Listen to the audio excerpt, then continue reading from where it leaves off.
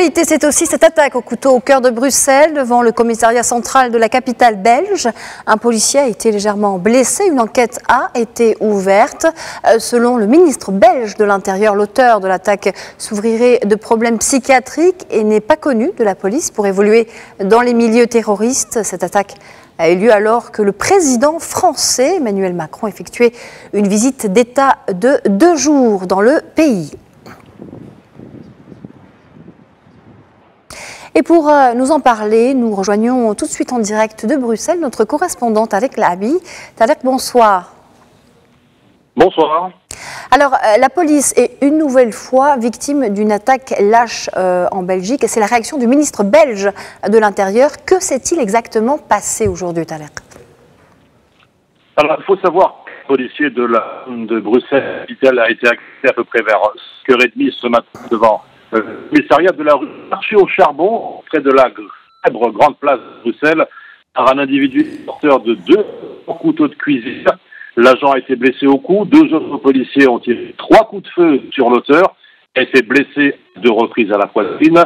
Les jours de l'agent ne sont pas en danger, contrairement à ceux de son agresseur. Tous ont été transportés à l'hôpital. Et puis, le porte-parole du parquet a annoncé dans la foule l'ouverture d'une instruction judiciaire pour tentative d'assassinat dans un contexte terroriste. C'est tout de même que le caractère des faits n'est pas pour autant établi avec certitude. Le suspect est un homme de nationalité belge, né en 1984. Il était déjà connu de la justice pour toute une série de vols avec violence pour lesquels il a été condamné à plusieurs reprises. Puis en 2014, la Chambre des mises en accusation avait décidé de son internement pour des faits de tentative de meurtre et de port d'armes prohibées. Et malgré tout cela, malgré l'avis négatif du parquet, il a été remis en liberté en octobre dernier à l'essai par la Chambre de protection sociale du tribunal de l'application des peines. La suite, eh bien, on la connaît.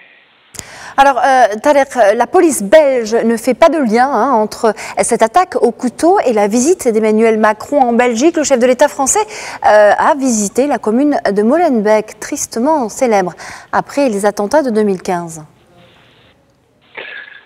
Tout à fait. Emmanuel Macron et sa femme Brigitte ont été reçus dans l'espace de coworking Smart-La-Vallée. C'est une ancienne blanchisserie d'à peu près 6000 m² qui a été transformée en bureau, atelier occupé par quelques 150 jeunes artistes et entrepreneurs des métiers de la culture. Et cette visite était surtout, pour le roi Philippe, l'occasion de montrer au président français et aux médias de l'Hexagone une autre image de la commune. Cela me tenait à cœur de vous emmener ici pour montrer que la créativité donne l'espoir, a expliqué le roi Philippe Emmanuel. En tous les cas, cette visite offre l'opportunité d'améliorer cette image de Molenbeek, une commune de près de 100 000 habitants qui, bien qu'étant située à seulement un petit kilomètre du cœur de Bruxelles, est l'une des plus pauvres du pays. On est connu à l'étranger comme la ville de Abdeslam, seul membre encore en vie des commandos terroristes qui ont attaqué Paris en novembre 2015. La commune bruxelloise qui avait été pointée du doigt aussi par les médias français comme un chef de djihadiste après ces attentats.